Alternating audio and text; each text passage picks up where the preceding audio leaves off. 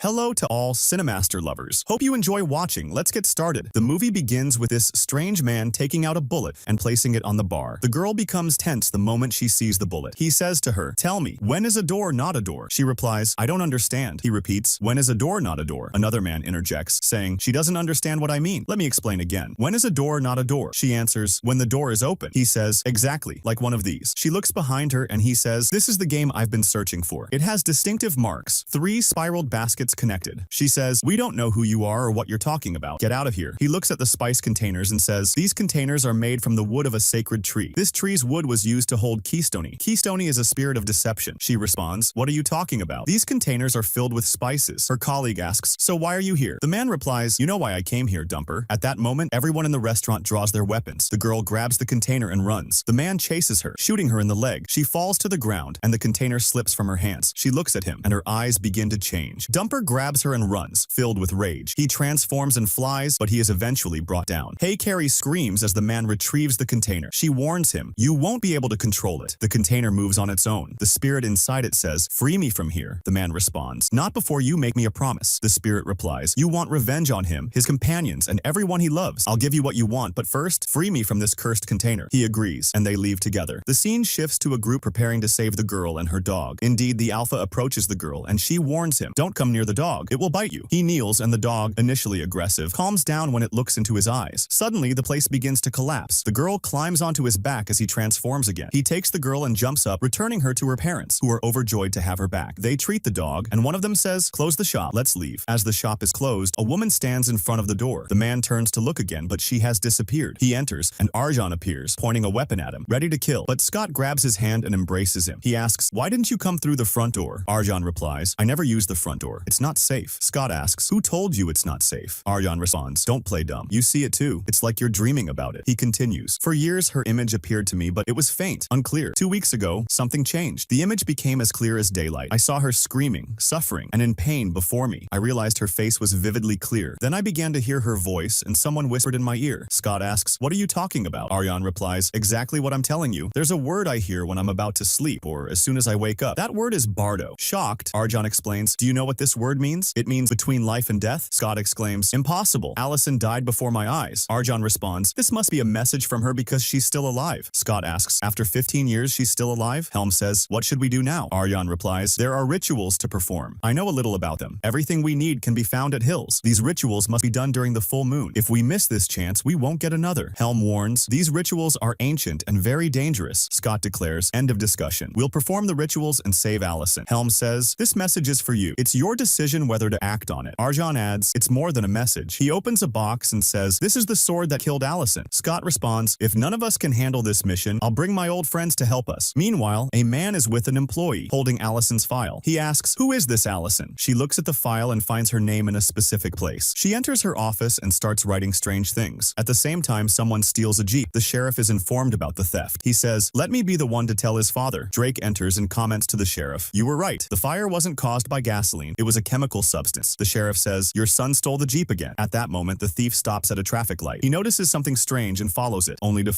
He notices something strange and follows it, only to find the car stopped with a flat tire. His father arrives and says, "I won't pay for the mess you've caused." The son retorts, "You will." Suddenly, the sheriff and his deputy arrive. Meanwhile, Scott reaches the location where Allison died. Lydia comes to him. She says, "Thank you for coming." She hugs him and pulls out the paper she wrote in her office. She tells him the first thing they need is some soil from the place where she died. Scott hits the ground and takes some soil. They wrap it in a piece of cloth. Then, they go to meet Allison's father. As soon as Lydia takes out the papers, Jackson enters. Scott asks him, "What are you doing here?" He replies, "None of your business. Lydia called me and asked for help, so I came for her." Lydia thanks Jackson. Jackson takes the papers and spreads them out on the ground, trying to figure out the drawings. Eventually, the drawings form a tree. Lydia says, "What is this?" "The sacred grove." Meanwhile, Malia is with her boyfriend Parrish. Lydia texts her, "Call me." Malia tells Parrish, "Sorry, I have to leave now." She leaves and goes to meet Lydia and Scott. After greetings, Malia says, "Let's go find what you're here for. By the way, are you searching for the tree at night or during the day?" No one answers her, so she sits on the ground and says, "This isn't the direction of the tree. This is the direction." Scott warns them, "Be careful. Someone is following us." He goes back and catches the person. Malia recognizes him and says, "That's Derek's son." The boy asks them, "What are you looking for?" Malia says, "Walk lightly." He replies, "Don't be vague. I know exactly what you're looking for. You're searching for the tree, right?" Malia asks, "Can you take us there?" He says, "The tree isn't far from here. Let me show you." He leads them to the tree. Lydia pulls out the sword that was used to knight night Allison. Scott asks her, "What's wrong? Are you feeling something?" She replies, "Something strange." Suddenly, dust flies off Scott and he runs to the tree. The sword flies out of Lydia's hand and embeds itself in the middle of the tree. Then, the sword disappears and everything becomes calm. They wait for a long time, but nothing happens. Frustrated, they start to leave. Scott calls them back. They turn around and see a gap behind the tree. Suddenly, Allison appears on the tree. Everyone is in complete shock and disbelief that Allison is alive. They take her to the car and leave. Scott takes her to his mom at the hospital. Meanwhile, the monster goes to the tree. The sword emerges from the tree again. The monster says, "Finally, chaos, conflict, and pain." At that moment, Allison regains consciousness. She doesn't understand what's happening around her and remembers nothing about her life. Allison leaves the room and walks away. Scott and his friends search for her. Malia finds her,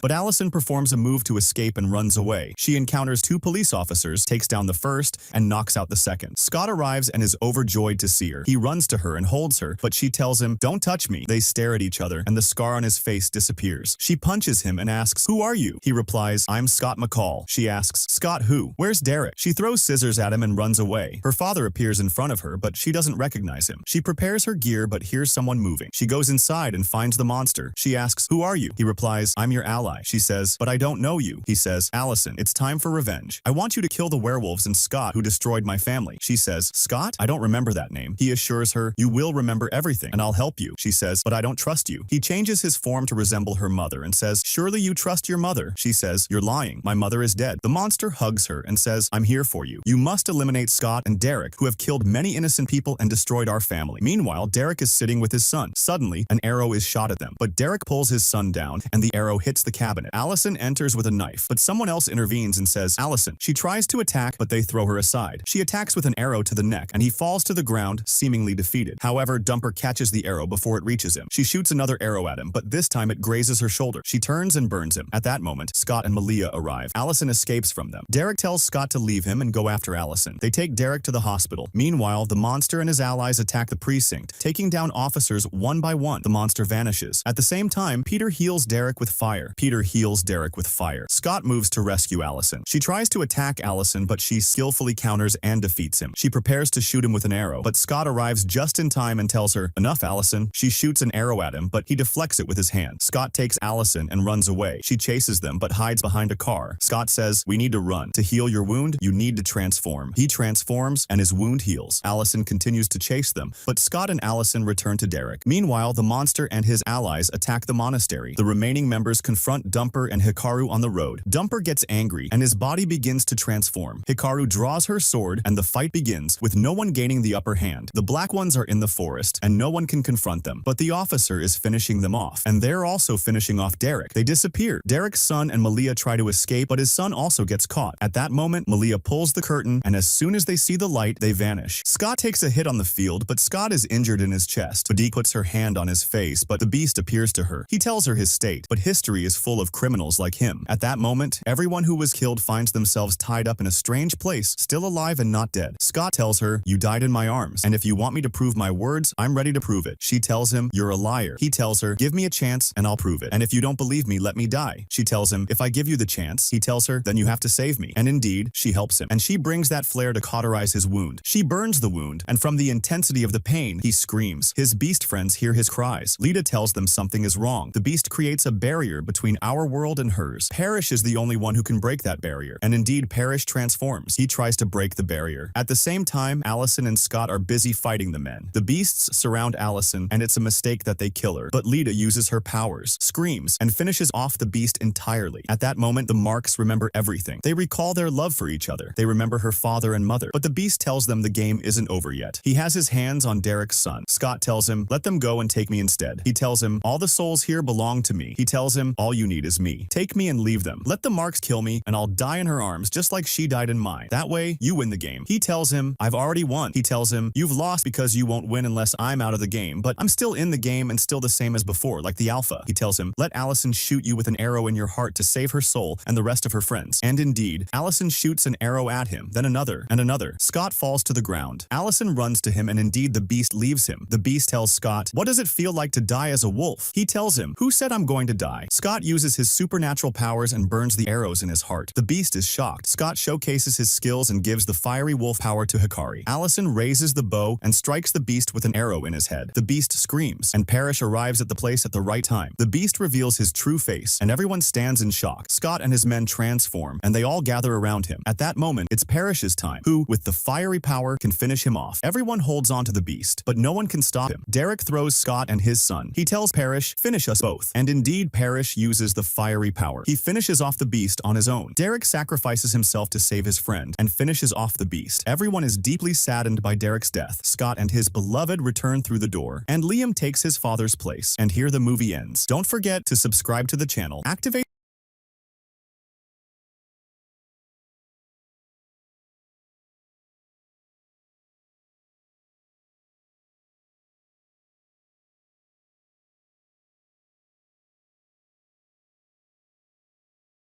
Welcome to Cinema Bites, your go-to for movie recaps in a flash. Big twists, epic moments, all in just minutes. The second part follows the story of Captain Young, who was in a car with his sister, her son, and her husband, Young. They were trying to escape from Busan because zombies had spread everywhere. At this point, a news anchor announces that those who believed Busan was virus-free were mistaken, as zombies had taken over every corner of the city. The government had only one more day before completely losing control of the city. Young is seen running towards a ship, managing to board it. All the healthy residents board the ship to leave the country. Meanwhile, Young is sitting when a soldier approaches him, saying the president wants to meet him. As Young leaves the room, one of the passengers turns into a zombie, causing panic among the others. Young hears the commotion and realizes there's a zombie among the passengers. He rushes to check on his sister to see if she's safe, only to find her son infected and his sister crying beside him in despair. Young notices that all the passengers are turning into zombies. He tries to take his sister away to protect her, but she refuses to leave her son alone. Young leaves and locks the door behind them, but her son bites her, infecting her, and the others attack her as well. At this moment, Young arrives to find his wife and son transformed. In shock, he tries to enter and help them, but Young stops him, leaving him devastated. More than 4 years after the incident, the story shifts to China, specifically Hong Kong. Young is seen in a room, penniless and without status, living as a semi-homeless man in China. A gang breaks into his room to kill him, but he defends himself and fights them off. One gang member stops the others, saying their leader wants to meet Young. Young surrenders and goes with them, finding Young there as well. The gang leader enters, sits, and tells them he's brought them together for their mutual benefit. He explains that Korea has been in quarantine for 4 years and no one can enter or leave the country. There is a truck containing $20 million, which he urgently needs. Young argues that the plan is insane because the countries surrounding Korea control its borders and no planes are allowed in or out of Korean airspace. The leader responds, saying they can bribe the border guards to gain access. He also reveals the last known location of the truck and promises each of them $2.5 million if the mission succeeds. After the meeting, Young and Young contemplate the mission. Feeling desperate as homeless individuals in China, Young convinces Young that they must take on the mission to escape their dire situation and live a happy, peaceful life. They agree to proceed with the mission alongside the gang. Young and the gang board a ship, preparing their weapons. The leader's assistant explains that zombies can't see at night but can hear even the faintest sounds. He promises to drop them off at the port to begin their mission and provides them with a wireless communication device, instructing them to contact him upon locating the truck. After a long journey, they arrive in Korea. The team disembarks and tests a car, which works. They drive through the city, discovering it to be a ghost town. While exploring, they find a truck matching the leader's description. Young checks the vehicle number, but it doesn't match. Suddenly, Young hears a noise behind him and sees a group of zombies gathered in one place. He returns to the car and reports that the truck isn't the one they're looking for. They continue driving until they find another truck. Young,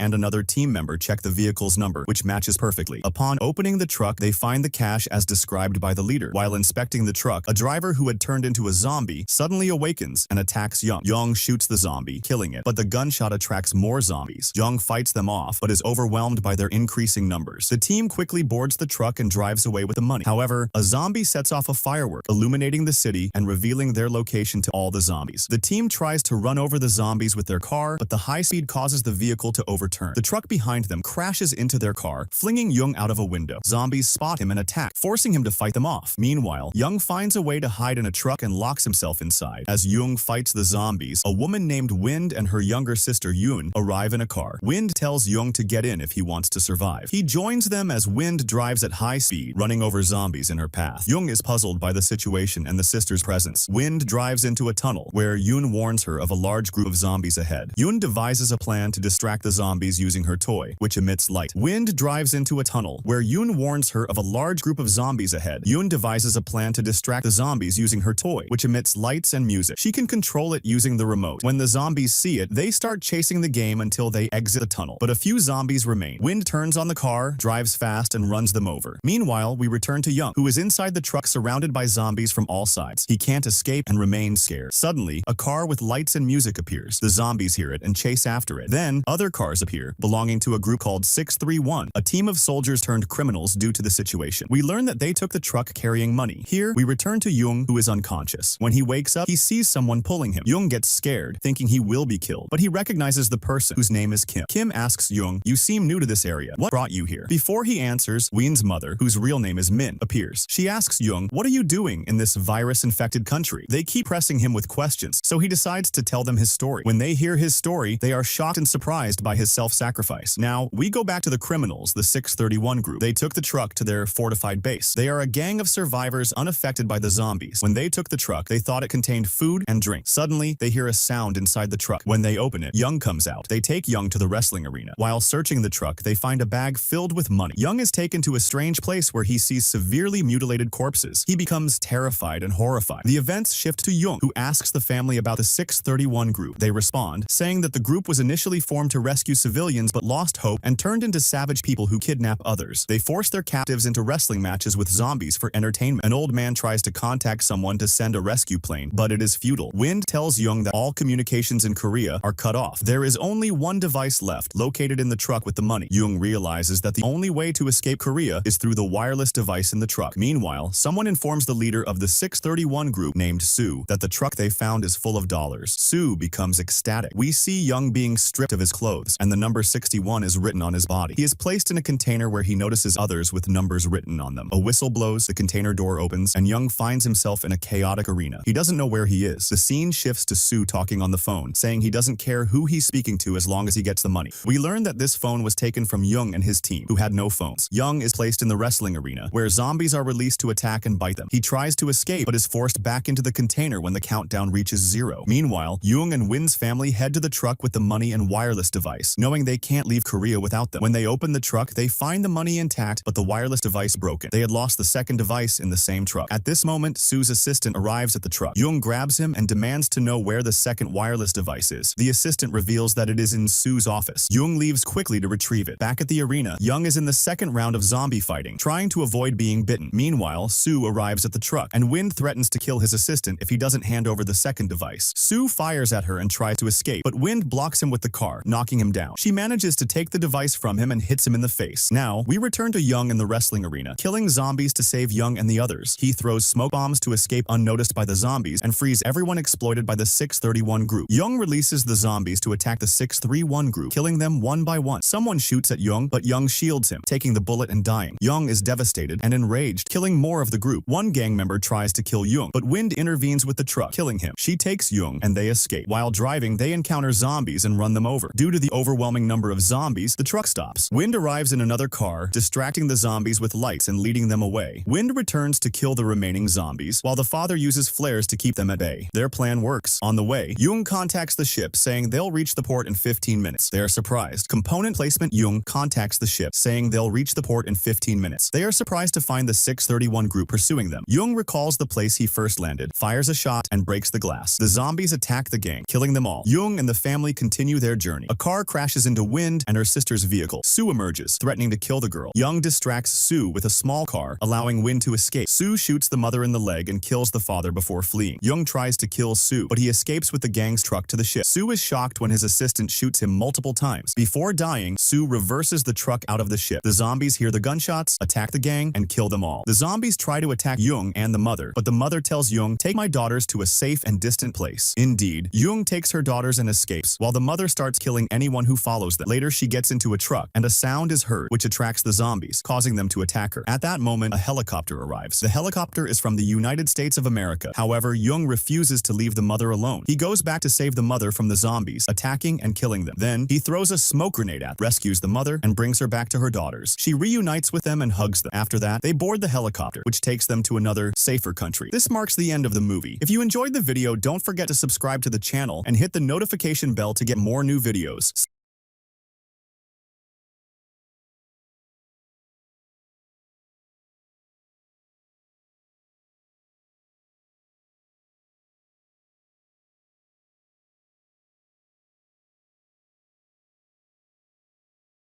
Hey there, Cinemaster fans! Hope you're ready for some movie magic. Let's dive right in. The series begins in 2013 on April 7th, with a family waiting at the airport for their flight back home to New York. They hear over the airport microphone that due to booking pressures and schedule changes, some passengers will have to wait for Flight 828, which will depart a bit later. Among the passengers is a police detective named Michaela, traveling to New York with her brother Ben and his son Cal, who is battling leukemia. Cal has a twin sister, Olive, who boards an earlier flight with the rest of the family, leaving Cal on Flight 828. The plane takes off with all its passengers, but before reaching New York, it encounters a severe storm that shakes the plane violently, as if it might be destroyed. The lights go out, emergency lights come on, and the passengers are terrified. Eventually, the weather stabilizes, and the plane returns to normal as it continues toward the airport. However, when the pilot tries to communicate with air traffic control, the controller is shocked upon hearing the flight number, 828. The plane is cleared to land, but military, emergency, and security vehicles are waiting for them. The passengers are informed that the plane took off on April 7, 2013, but disappeared from radar shortly after. The current date is November 4, 2018, meaning the plane has been missing for 5 years. All the passengers were declared missing and presumed dead. The passengers are in disbelief, thinking it must be a prank, but the National Security Agency official, Vance, explains the situation and begins an investigation. Medical examinations reveal that none of the passengers have aged a day, as if they passed through a time anomaly into 2018. The passengers are placed under observation in a camp while being interrogated, but none of them can explain what happened. After 36 hours of investigations, news spreads, and the passengers' families arrive at the airport to reunite with loved ones they thought were long dead. Ben reunites with his now teenage daughter Olive, who has grown taller than him, while his wife Grace is overjoyed to see him and their son alive. However, the joy is short-lived when they learn that Ben's mother passed away 2 years ago.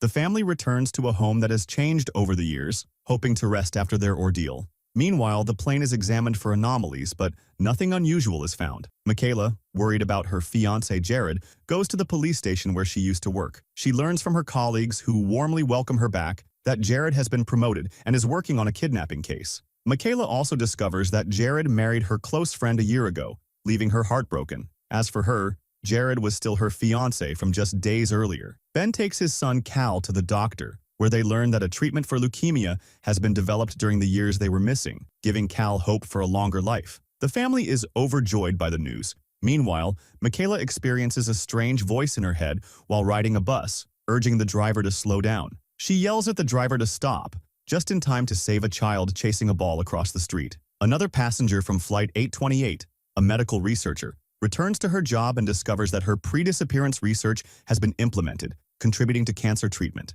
Her colleagues throw her a welcome back pay RTEI. The next morning, Michaela hears the mysterious voice again, urging her to free 2 dogs barking behind a fence. She initially ignores it, but later returns to the location, where she finds her brother Ben, who reveals he also hears the same voice. They decide to free the dogs, but keep the strange phenomenon a secret to avoid being subjected to more tests or experiments. The police later identify Michaela from surveillance footage showing her freeing the dogs. Jared confronts her, but she has no explanation for her actions. The dogs are returned to their owner, who is apologized to by the police.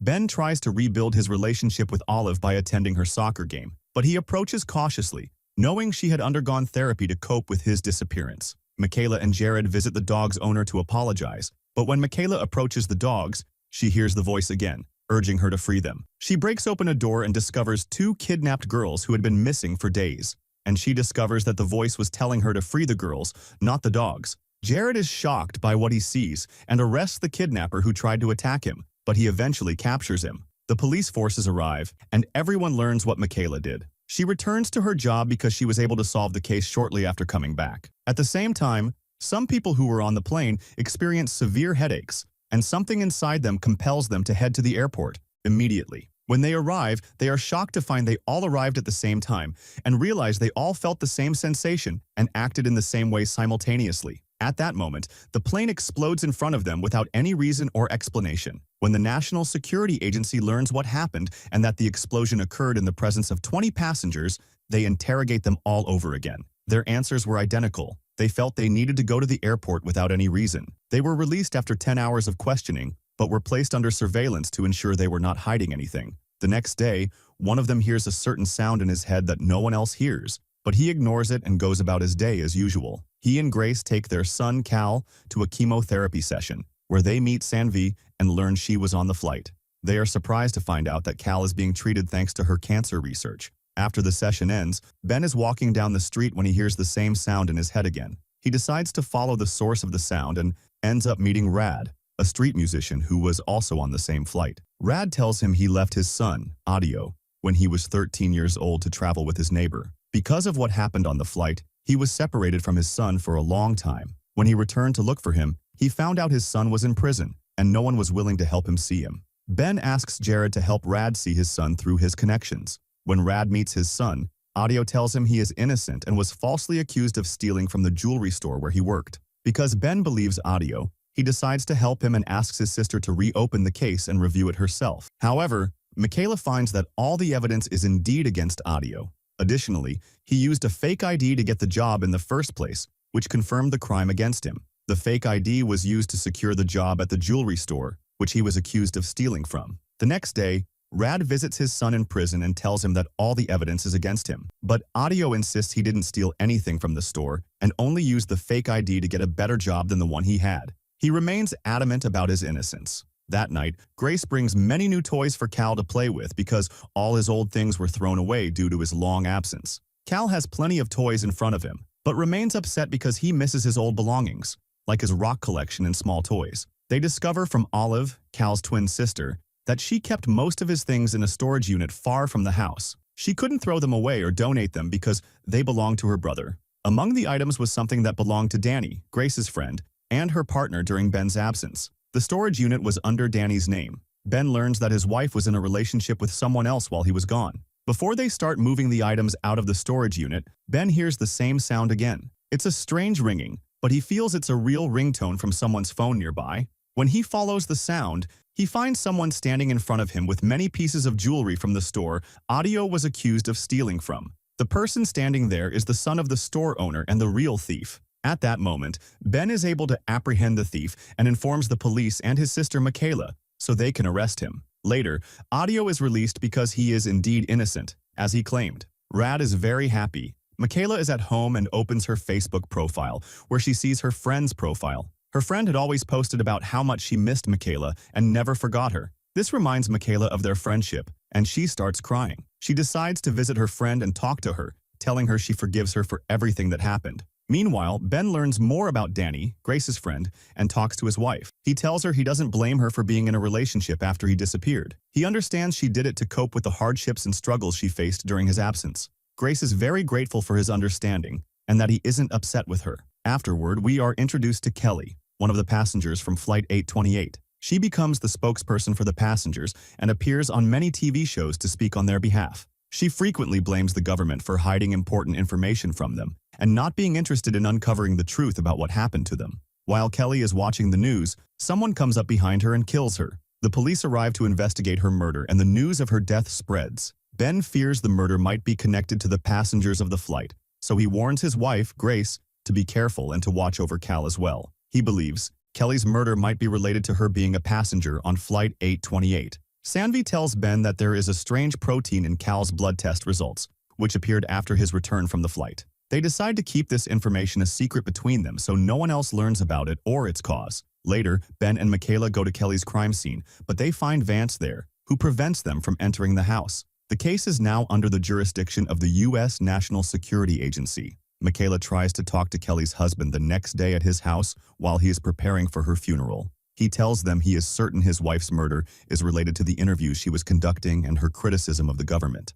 Michaela decides she must uncover the reason behind Kelly's death and the murder because it is undoubtedly strongly connected to Flight 828. The murder might hold significant information and an explanation for what happened on the flight. If you liked today's video, don't forget to like, subscribe to the channel, and activate the bell to receive all new updates. See you in the next video.